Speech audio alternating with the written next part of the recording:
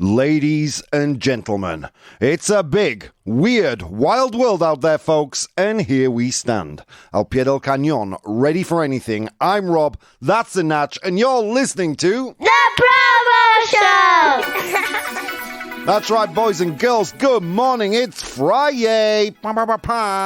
We made it, guys, we made it. Just a few hours and we're all free. How are you doing out there? A big good morning to Annie, The Bridge, Vero, Ronnie, Min, Rafelka. Oh, good crowd in the live audience today. Good morning as always to my partner in crime, The Natch. How are you doing, Natch? Fine, thank you. And you? Yeah, well, it's Friday. You know, it's Friday. It's illegal to be in a bad mood on a Friday. Well, do you have any exciting plans for the weekend? No, not really. No, me neither. It's awesome, isn't it? I have plans, not as exciting plans. What plans? What are you doing? Birthdays. Birthdays. 'Tis the season. Well, I mean, as a parent, man, you must just get so sick. Yes. Yeah. Okay. Well, no more on that. I don't want to put Natch in a bad mood. All right.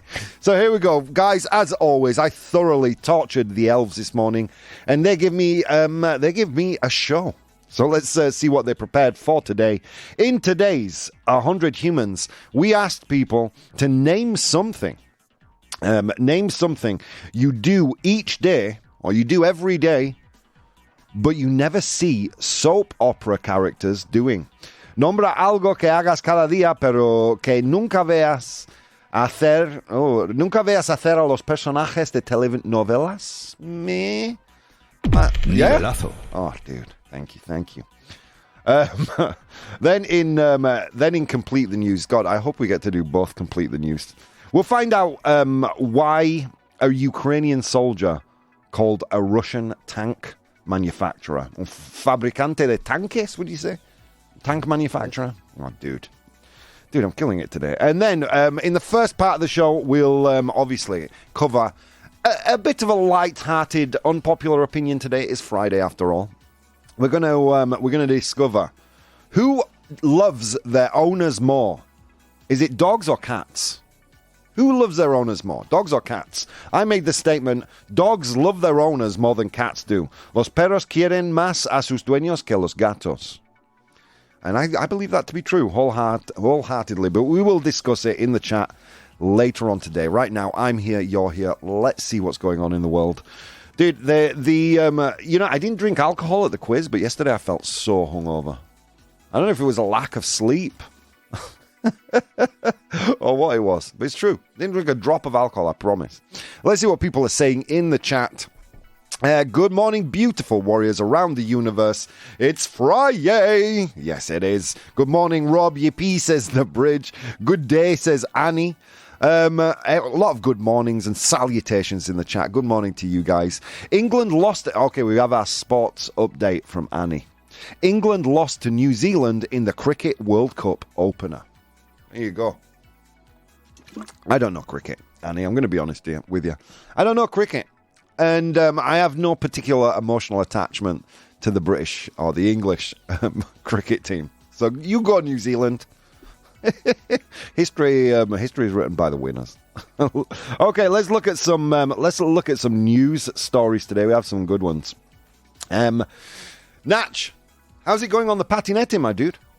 Very well, thank you. Yeah, I'm absolutely convinced to buy one. You're gonna buy a patinette? Yes. All right, dude. So while we're on the subject, as you know, as most of you know, if you're listeners to the show, I bought a patinette, broke 6 ribs in an accident, and haven't used it since.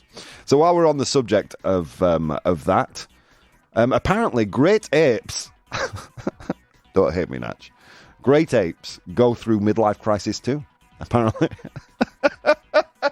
See, like, richer people, Natch, they buy sports cars. People like me and you, we buy electric scooters. That's just how it's done, my dude. I discovered this article. And if you're like me, in your middle age, believe it or not, I don't shave my head through choice. Nature helps me quite a lot. Chimpanzees and orangutans might experience midlife crisis similar to humans, according to a study of 508 captive great apes.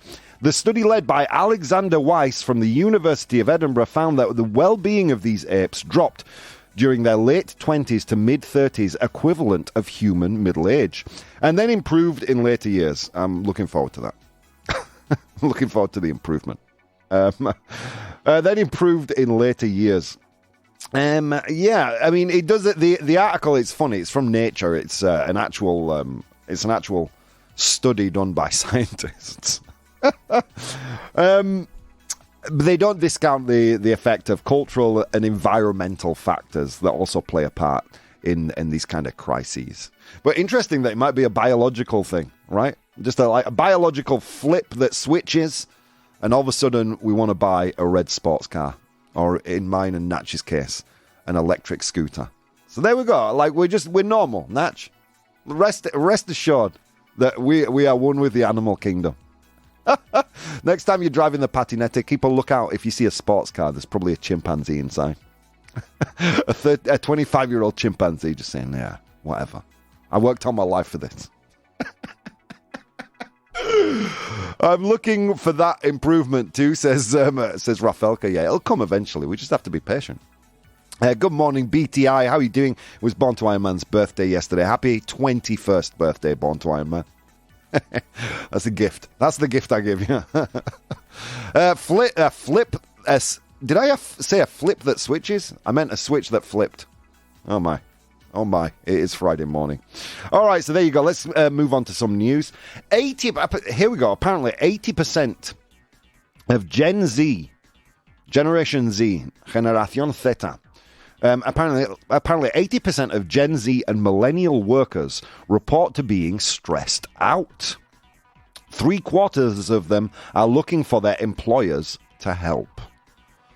Isn't this multi-generational? I feel quite stressed. Natch, you never look stressed at work, man. You know what I mean? I feel like Natch deals with has stress at home, and he comes here for the holiday. I admire that, man. I admire it. But yeah, is this really just a Gen Z millennial phenomena? I don't think so. Or is it maybe that maybe Gen X, like me and you, Natch, or people older than us, maybe we're just better at dealing with our stress, managing our stress? So this article came from Fortune.com, another good publication. Sadly, it is behind a paywall, but if you're a member of my Patreon, patreon.com/professional bohemian, at the bottom of each of the links that I post there, I do post a little a recap of each article. So here we go. A recent study by Alight revealed that 80% of Generation Z and millennial workers are experiencing stress, with 75% of them expecting support from their employers regarding their well-being. I think there's a massive disconnect between what a lot of people expect from their employers and what their employers will actually deliver. I don't know if it's maybe a more realistic sense of what an employer will and won't do with our generation, Natch. I think we're more hyper aware that companies, you know, their main objective is to make a profit. Not every company. I know you say no, it's not. No, companies want their employees to be happy. Yeah. Okay. Welcome to the workforce. Like if you're in a job that has a high turnover of staff, or the employment market is flooded with people who share your skills. Here I'm thinking marketing, audiovisual production. If like basically what I do. If you're in that world, right? Your company may not be as incentivized as you think to keep you happy, because there's just so many. Like if I was fired tomorrow, they could find another Rob. You know what I mean? Not Natch, obviously. I mean, we're not talking. You can't replace the Oracle. They'd have to climb Mount Olympus, Natch. I don't see anyone here doing that. So yeah, I mean, okay, that may be a little bit of a dim view on employment, but there you go. I mean, it's an opinion, and as Grandpa Bo used to say, you know, opinions are like buttholes, my friends. Everybody has one and they all stink, and that includes mine. But yeah, I think there's maybe a little disconnect there. I mean, most companies, their only objective is to create wealth for their shareholders, you know, and everything else is second place to that. However, there are obviously fringe benefits to treating your employees well. They work harder, we know. But I've been in the workforce for since I was 15 years old. I'm 45 now, and let me tell you, my well-being hasn't always been the priority of the places that I've worked. So anyway, let's continue with this article. So yeah, Gen Z and millennial workers experiencing stress, 75% of them expecting their employers to do something about it.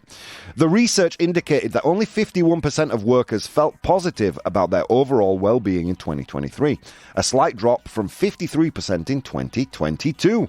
The main stressors identified were personal finances, job challenges, and physical health. Am I crazy in just thinking that's like only one of those three things has anything to do with your employer? Yeah, I'm feeling a little bit sick. Can I stay at home today? Okay. The whole meme around, young people being too soft nowadays. I'm not going to contribute to that noise. As you know, I am a great defender of Generation Z. And millennials, whatever. Yeah, I'm a great defender. I think you guys are awesome. So yeah, it's interesting. Like, why is this disconnect happening? I don't know. Several reasons, I think. I mean, I think there is a lot more. I think there's a lot more competition around employment nowadays. I think companies are getting a little more. What's the word? Yeah, mercenary in their approach to employing and retribution. At least here in Spain. Right, Natch? I mean, this is a country with renowned poor salaries. Is that fair to say? Would you say that's fair to say, Natch? That the salaries in Spain are quite poor? Yeah, right? Yes. Yet, Spanish people, contrary to popular myth, they're very, very hard workers. That includes my friend sat there in the studio. So yeah, anyway, there you go. So millennials and Gen Z, they feel sad. And they want their boss to help. I'm sorry. Because I know the vast majority of the people that listen to the show are millennials. I know from the audience data. So I don't want to piss you guys off. You guys are strong, special little soldiers. You're unique as a snowflake. Just like everyone else. Yeah, you're unique. All right, let's continue. Sorry, I'm in a silly mood today. All right, where do we go now? I should really get into the unpopular opinion. Let's do one more. Kind of a sad piece of news for me. Do you know what the brightest thing in the sky is? What the brightest object in the sky is, Natch? Well, apart from the sun. Dude. Oh, nivelazo. I wasn't even going there. Nivelazo. I think it's Venus, or I don't know. Venus. Yeah. The North Star, we would have said as well. Not anymore, my friend. Not anymore. One of the brightest things in the night sky is now a satellite that was launched in 2022. The increasing number of... This is coming from sciencealert.com. The increasing number of satellites in low Earth orbit is becoming a concern, especially with the recent launch of a satellite named Blue Walker, Caminante Azul. Blue Walker 3, which has become one of the brightest objects in the night sky. This satellite, a prototype by US-based Space Mobile, is part of a planned constellation. What? Researchers led by a famous astronomer of the University of Atacama in Chile emphasized the urgent need for regulations to mitigate the impact of these satellite swarms on ground-based astronomy. Yeah, if you're an astronomer looking up in the night sky, I mean, how can you identify what's a star and what's a... Yeah, I don't know, man. I don't know. It's sad. Seems like we're just throwing tons of junk up in the sky. Remember earlier on this week we spoke about the first ever fine paid for littering in space. And my question is, why is that? Why was the American federal government fining? Isn't that does space belong to America, Natch? I did not know. I guess it does. I guess space belongs to America, guys. There you go. We've solved that problem. Let's see. The sun reflecting on Rob's head is the brightest object in the sky, apparently, according to Min. Rob is angering the Gen Zers. I don't mean to. I'm just joking. I know you're not soft. You're just sensitive. Okay, let's continue. Do we do one more piece of it? Yeah, let's do one more. God damn it, why not? Okay, here we go. Interesting. Something that I've mentioned on the show before, a lack of understanding as to the inner workings of large language models. First of all, what is a large language model, an LLM?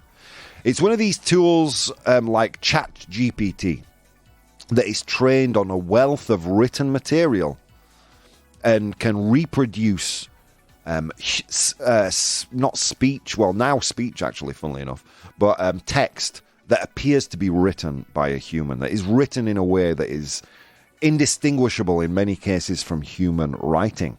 So this came from New Scientist today, and in a really interesting, fascinating article. Again, sadly, behind a paywall. So it discusses the increasing adoption and the integration of large language models like ChatGPT in various services, but with the caveat or with the warning that we still really don't understand how these things work.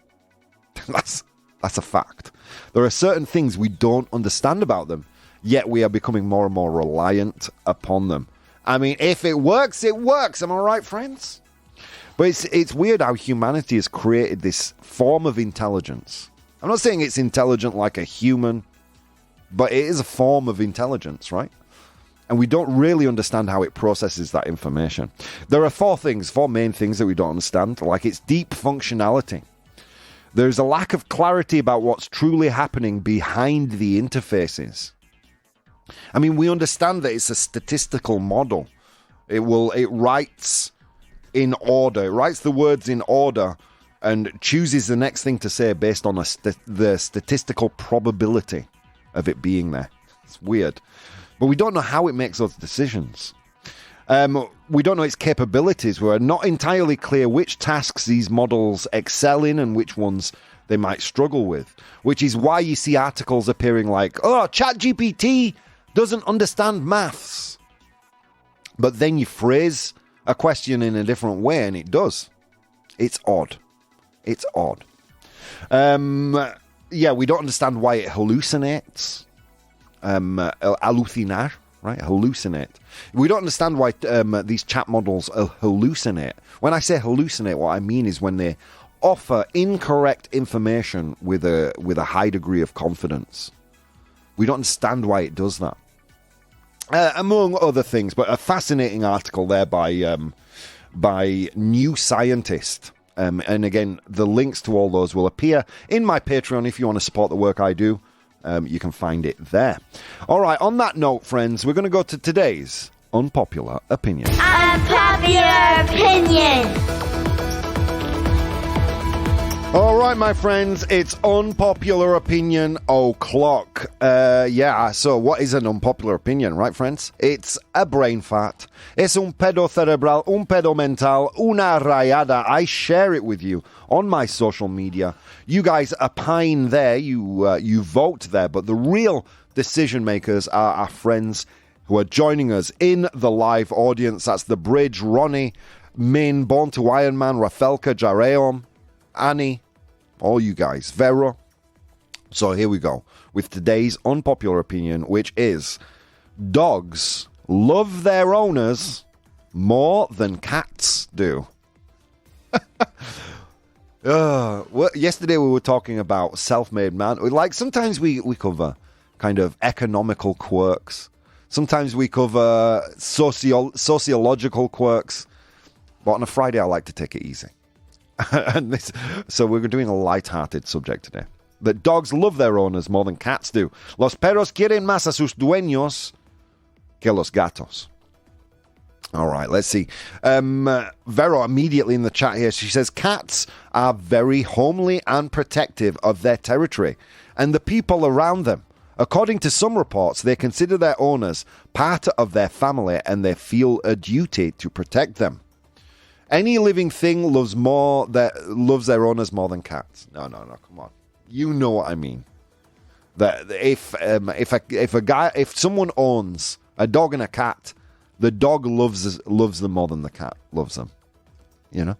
And I think it's obvious. I mean, Vero says false here.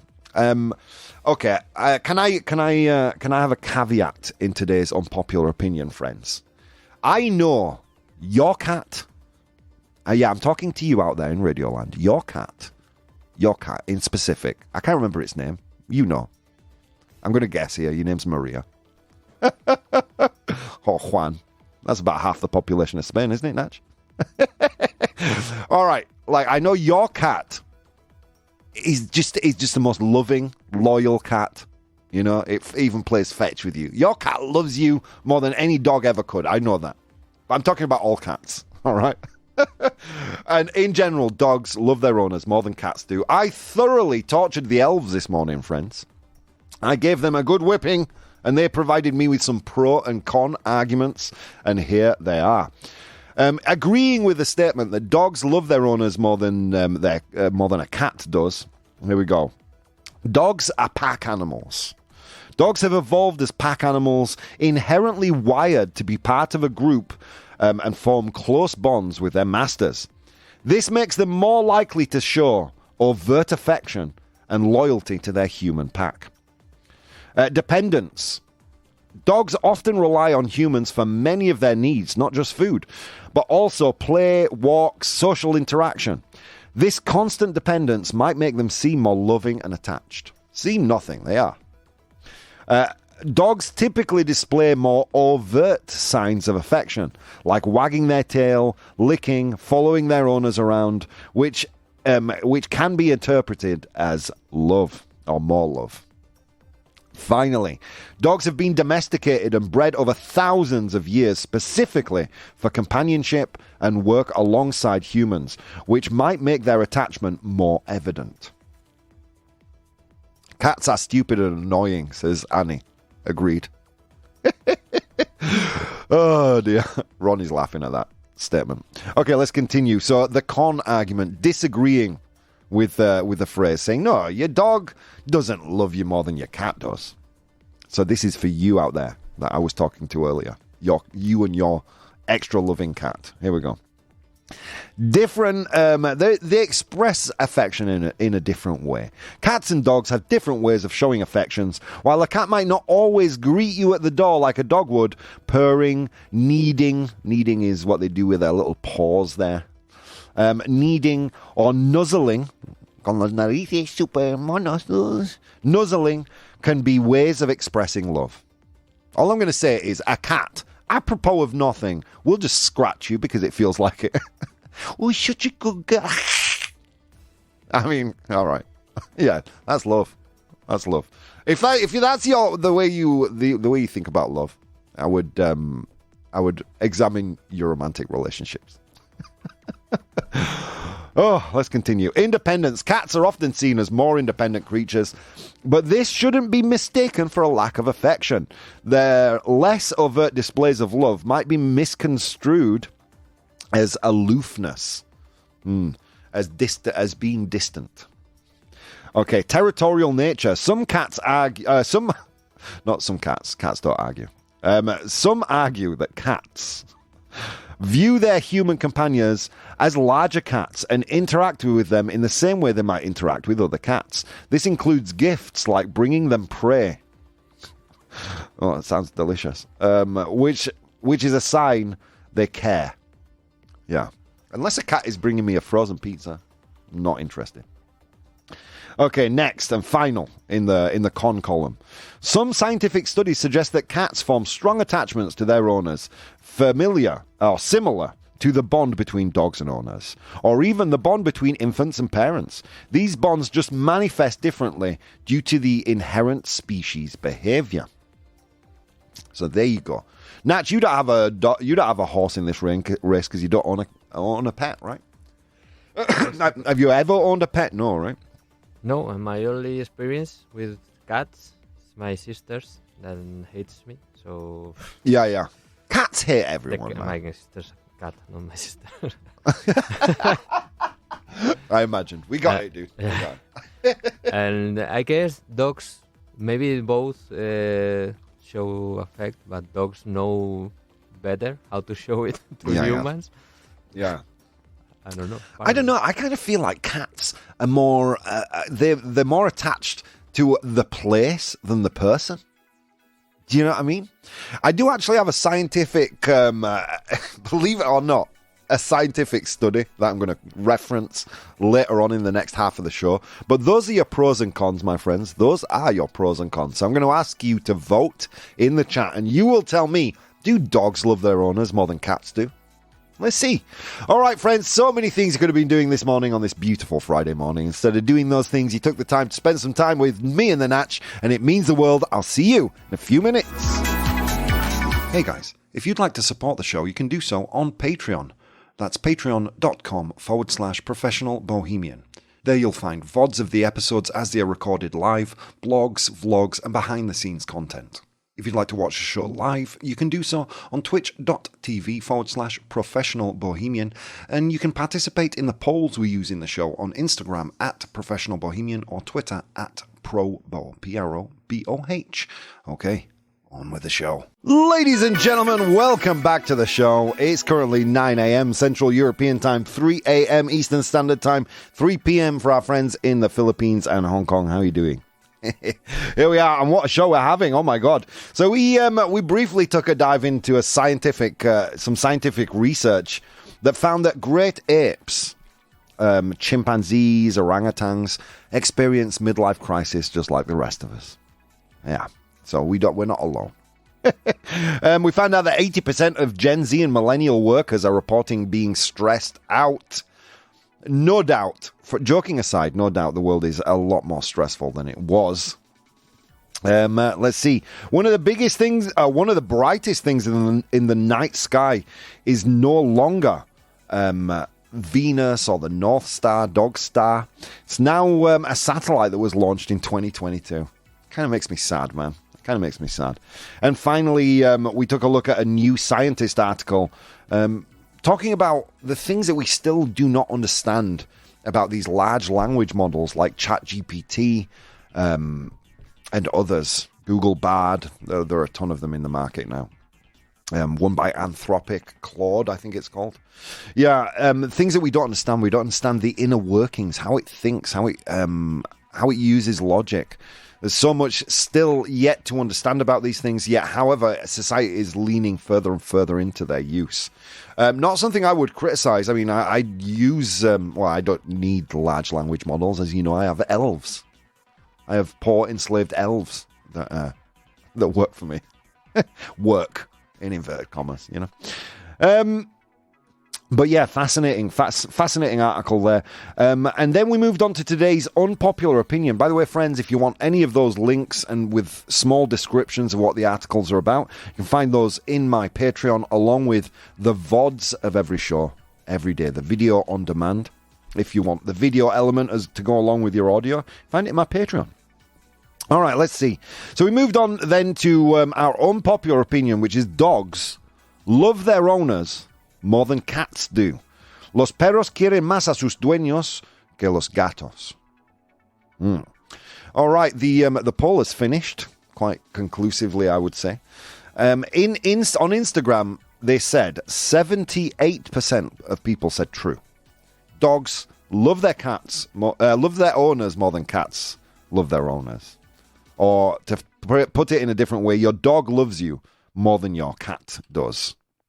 And I know this is difficult to hear for cat owners, right? Tu perro te quiere más que tu gato. Yeah, I mean, it's difficult to hear for a cat owner. I understand that. That's why I'm not talking about your cat, friends. I'm talking about those other cats out there. Let's see. We got some messages in the chat. Vero says something sad. Vero says, mine was called Barney. after Homer Simpson's drunk friend. He died some years ago. R.I.P. Barney, we love you. Rob, are you saying that cats are small, furry horses? No, my hatred for horses is quite unique. I don't hate cats. Actually, I've saved cats from the street, found owners for them. I don't hate cats. I like cats. I like both cats and dogs. The only animal that I profoundly hate, with very good reason, are horses, because they're useless in this modern age. No need for them. But they are delicious if you've ever tasted one. Sorry, I'm losing listeners by the 1,000 here. Come on, let's continue. So let's see. Yes, they show love in a different way, says Rafelka. Maybe indifference is their way. So all cats are British, right? Just aloof and standoffish. You know how British people reproduce, Natch? By shaking hands. True story. We probably didn't know that. That's how we do it. Cartoon cat that eats lasagna, Garfield. Garfield is that cat. That was a question asked by Ronnie. Okay, there is actually some, scientific evidence is maybe a little bit of a stretch. But there was a documentary, or a documentary series by the BBC called Cats versus Dogs. And they found that dogs exhibit significantly stronger affection towards their humans. The research measured the love hormone. If you don't know what the love hormone is, it's called oxytocin. It's a chemical released that is responsible for that feeling we associate with love. So here we go. The research measured the love hormone, oxytocin, in both animals before and after interacting with their owners. Results showed that dogs experienced a 57.2% increase in oxytocin levels, while cats, they only experienced 12%. In a related study, it was found that gazing into a dog's eyes can also release oxytocin in humans. Oh, yeah. When I look at my doggies, dude, I feel a little love. Why not?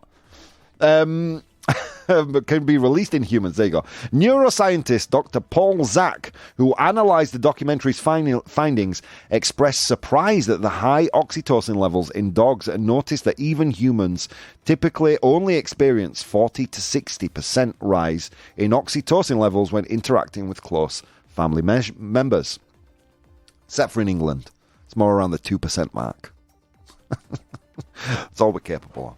So there you go. I mean, if you want to go chemically, scientifically speaking about this, then yeah, your dog experiences more, they get a sudden rush of that love hormone, oxytocin, almost 5 times more than a cat does. So if you want to talk about it scientifically, yes, a dog loves its owner more, or experiences love for their owner much more strongly, much more acutely than a cat does. Let's look. I got some messages from Instagram. Lynn wrote, from a biological standpoint, dogs have been domesticated longer and often display more overt signs of affection. Thank you, Lynn. Spell L-I-N if you're out there. Thank you for that message. Gina says, my spiritual readings, Lynn, you came to the wrong show. Dogs have... Sorry, Lynn. Thank you for listening. I don't mean to... I'm just turning everyone away from the program today. Lynn, I thank you. I would appreciate a spiritual reading also. Dogs have this pure, loving aura that is hard to match. Cats have a more reserved energy. Thank you for that energetic reading of the auras, Gina. Is it Gina? Yeah, Gina. Mandy, every animal has a heart and is capable of deep love. All right, there you go. sorry, I feel bad for Gina. I said bad things. This is the bridge says, of course, that's what I was thinking. Cats don't have hooves. Yeah, just a weird. Ugh. Horses are gross. Vero, The Truth About Cats and Dogs, really good movie. I haven't seen it. And also, there's tail wagging. Oh, dude. When I walk into my house, like literally, you know how few people are excited to see me?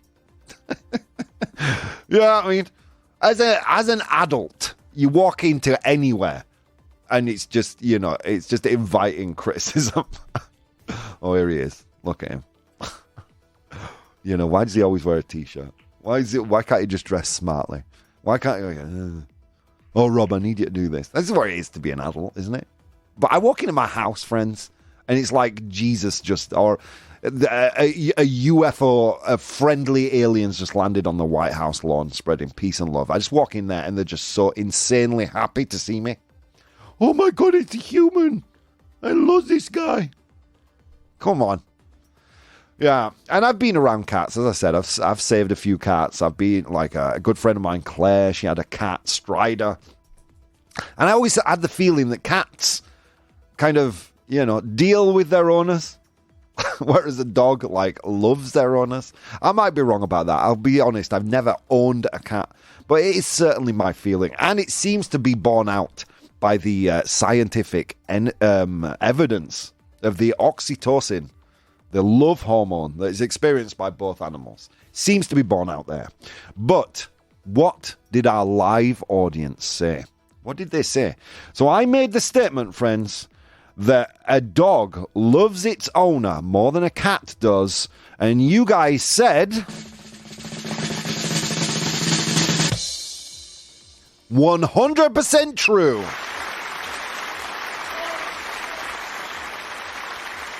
You're a wise group of people. What can I say? Yeah, I mean, look. Here's the thing. If you're owning a pet just because you want them to love you, then that's probably the wrong idea to own a pet, isn't it? You have a pet for companionship. Cats, in many ways, are a lot more convenient than dogs because they are so much more independent.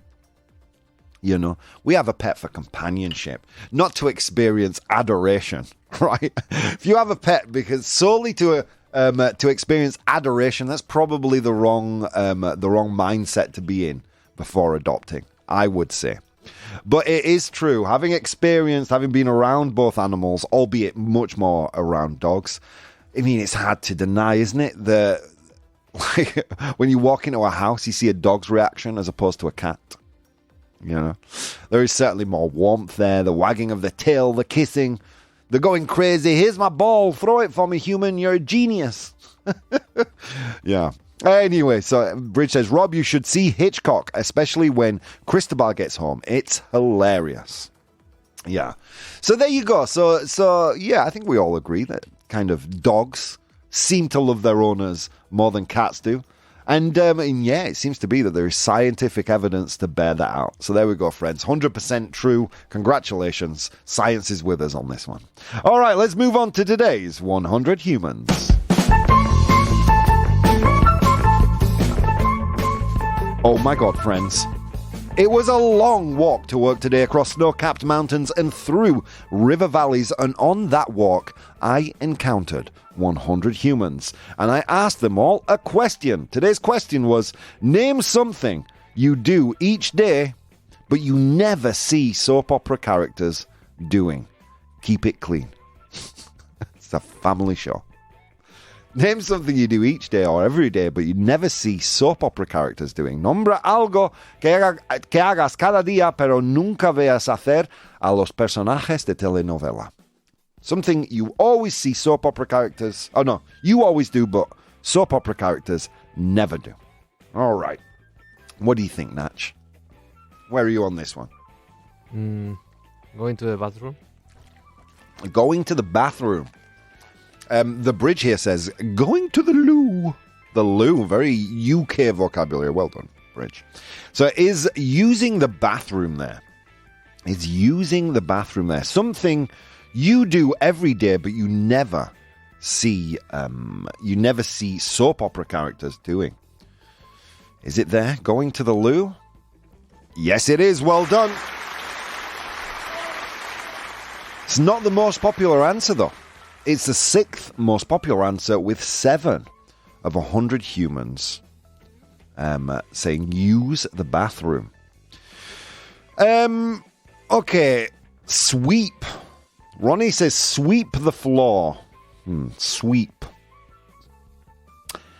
You know what? I'm going to give it to you. Yeah, well done, Ronnie. Sweep isn't there, but cleaning is. Cleaning is there. All right. Ronnie also says, doing homework. Doing homework. It's probably true. I don't think I've ever seen... Well, I don't watch soap operas. I'm going to be honest with you. But, I mean, this is equally as transferable to movie characters and everything like that. You know. So, is it there? Is homework there? No, it's not there.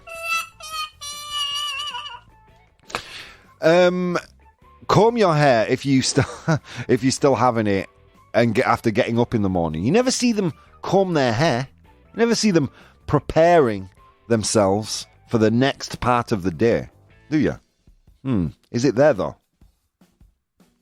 No, it's not. Oh, it's going to be a tough one today. Okay, Rafelka, follow your thought. Okay, so they get up in the morning. What's the next thing? Why are they getting up and getting ready? For what purpose? There, you might have an answer. Woo! Oh my God, friends. Nombra algo que hagas cada día, pero que nunca veas hacer a los personajes, los caracteres, personajes. Yeah, de telenovela. Thank you, Natch. All right. I'm going to give you a clue, Natch.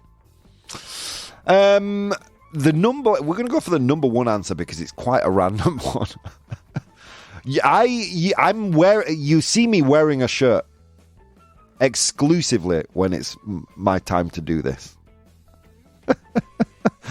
I would much prefer wearing t-shirts. Every now and again, I'll come in a button-down shirt, and it's because of one reason. I've been learning new things about this. Like, you're supposed to do this at a higher temperature. You have no idea what I'm talking about. It's not ironing, Bridge. It's before ironing. What is it, Natch? Laundry. It's the laundry. Well done. Weirdly, the 100 humans thought that was the number one thing. Well, it's true. You never see them on soap operas and telenovelas doing the laundry. They're too busy crying. Okay, so the laundry is there. 31 of 100 humans say you never see them washing their clothes, as the bridge says, or doing the laundry. Okay, another thing. These guys, like, human beings need certain things to survive. Shelter. We need liquids in our bodies. And we need something else. And it seems to be characters in movies other than Brad Pitt, for some weird reason. Characters in movies never do this. Do you know where it is, Natch? Eat. It's eat! Well done! Something you do every day, but you never see a character in a soap opera doing. Here we have Ronnie says sleep. Is sleep there? Yes, it is, Ronnie. Well done. Never see these guys sleep. How do they survive? All right. We have drink water in the chat. That's from the bridge. Drink water. Is it there? No, it's not. No, it's not. Guys, you only have two more to get. I'm going to give you some clues. Conman said eat as well. Well done, Con. Joining us from South Africa. How you doing, my friend? Okay, we'll go for the fourth most popular answer here. We're doing it right now, believe it or not, Natch. Most people don't do it quite as happily as we are. It's the thing you do after what Rafelka says. You get out of bed, you comb your hair. Why are you doing those things? To go somewhere. Where are you going? Go to work. Go to work. Well done, Natch. Something you do every day, but it seems like characters in soap operas, they don't. They don't go to work. 10 of 100 humans said that one. Okay, last one. Picking their nose, says Rafelka. It's not there. Wah, wah, wah. Okay, last one. Okay. Their fridges, for some reason, Natch. They open the fridge, it's full. You know, they're always wearing the latest designer clothes, but we never see the process. I guess I don't know. What am I talking about? What do you never see these people do? Go shopping. You never see them shopping. Well done. Well done, Rafelka. He also said going to the grocery store. Vero says have a shower. Another great answer, but it wasn't there. All right, guys. Well done. That was the top 7 answers. Let's go through them now. So I asked 100 humans to name something that you do every day, but you never see soap opera characters doing. Nombra algo que hagas cada día, pero nunca veos hacer a los personajes de telenovela. I think I screwed that up, but whatever. You get it. I've repeated it like 5 times. Come on. Okay, so what is it? In position number 7. Comprar. You never see them shop. 5 of 100 humans said that. 7th place. In position number 6. You never see them use the bathroom, man. Not that I want to see it, but you could at least see him going. I think. Sorry, can we put a pin in that while I go for a wee? So use the bathroom. Ir al baño. 7 of 100 humans said that one. In position number 5, we had dormir, sleep. Well done. In position number 4, we had going to work. Ir a trabajar, go to work. In position number 3, eat. You never see them eat, comer. In position number 2, we had clean, limpiar. And finally, when I asked 100 humans to name something they do every day, but you never see a character in a soap opera doing, in position number 1, well done, it was laundry. Washing clothes, said the bridge, as did Natch. Well done, guys. All right, on that note, let's move on to today's Complete the News. Complete the news! What a show, guys. What a show. By the way, can we get a Probo approved for everyone in the chat right now? Probo approved. You guys in the live audience, you're killing it. Thank you so much for participating in the best part of my day every single day. You guys rock, and I appreciate you a lot. Let's see, maybe I make the Patreon post open today for everyone. Let's see. If I have time, I will. Okay, so in Complete the News, how does this even work? I'm going to give you a news headline, un titular, but I'm going to leave out some important information. Then I will give you 3 options, A, B, or C.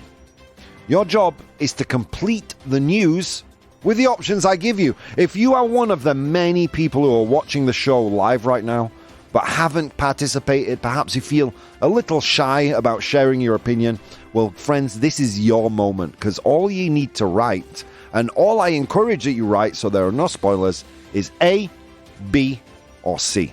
Okay, let's go. As promised, we're going to Ukraine. A Ukrainian soldier calls a Russian tank manufacturer for blank. Un soldado ucraniano llama blank para, llama a blank. No, llama a un fabricante de tanques para blank. There you go. Sorry, we got there. But what is it? Is it A, for company while he was on the front line? For company. Was it B, for clues, pistas, clues, about Russian troop movements? Or was it C, for tech support? Soporte técnico. So, a Ukrainian soldier calls a Russian tank manufacturer for blank. But what for? Was it A, for company? Compañía in al pie del cañón? On the front line. Was it for company? Was it B, for clues? Pistas sobre los movimientos de tropas rusas. Was it for clues on Russian troop movements? Or was it C, for technical support? Sorry, it's got this tank. How does it work? A, B, or C? Okay, the chat seems to have decided. What do you think, Natch? B. You think B, clues on Russian troop movements. The chat is almost unanimously saying A. Rafelka, I salute you for being the only person to say C. Let's see what the actual answer is. A Ukrainian soldier calls a Russian tank manufacturer for... The answer is... C, for technical support. Isn't this the best piece of news? By the way, congratulations to Rafelka, the only one to get today's. My God. Natch, it's Friday, and I won. It's the sign of a good day. Okay, so yeah, this is a true story from the Moscow Times. Well, the Moscow Times. Is it true? We don't know, but here we go. A Ukrainian soldier using the call sign Kochevnik captured a malfunctioning Russian T-72 tank. So he captured it, he found it on the front line and took it for his own. And humorously filmed himself reaching out to the tank's manufacturer in Russia for technical assistance. During the call, he described various issues with the tank, such as oil leaks and faulty turret rotation mechanisms, and expressed his frustration, stating, "It's impossible to wage war with it." Dude, this guy I would like to go for a beer with. So it's true. A Ukrainian soldier captured a Russian tank and then proceeded to call the tank's manufacturer, complaining that the tank was hard to go to war with. Wow, what a show, guys! We've covered everything from